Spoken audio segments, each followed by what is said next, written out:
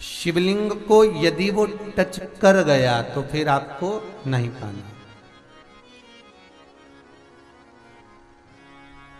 अच्छा, कई लोगों के मन में एक प्रश्न आता है महाराज, प्रश्न तो बहुत सारे हैं, यहाँ पर भी बहुत हैं और ऑफिस में भी लिख लिख के लोग बहुत सारे दे जाते हैं, तो जितने पढ़ सकते हैं उतने पढ़ कर बता दें। एक प्रश्न लोगों का बहुत अच्छा है कि हमारे जो पूजन बाड़ी होती है, हमारे पूजन का घर होता है, पूजन बाड़ी होती है, पूजन का मंदिर होता है हमारे घर के अंदर, उसमें ठाकुर जी भी हैं, शंकर जी भी हैं, गणेश जी भी हैं, देवी जी भी है, सारे देवता जी भी हैं। तो वहां पर हम जो भोग लगाएं तो वो हम लोग खाएं कि ना खाएं? अब ध्यान देना महाराज, जिस पूजन वाणी में, जिस मंदिर में, आपके घर के मंदिर के अंदर आप पूजन करते हैं, भोग लगाते हैं, अर्चना करते हैं, उसमें सभी देवता विराजमान हैं और सारे देवता को आप जो भोग लगा रही हो वो थोड़ा दूर से लगा रही हो।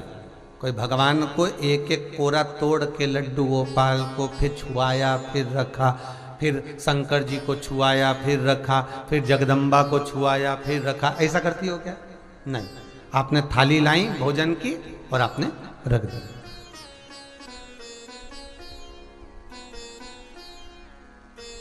और थाली रख कर रखा, सामने थाली है और बिल्कुल सम्मुख में भगवान, बिल्कुल सम्मुख में भगवान।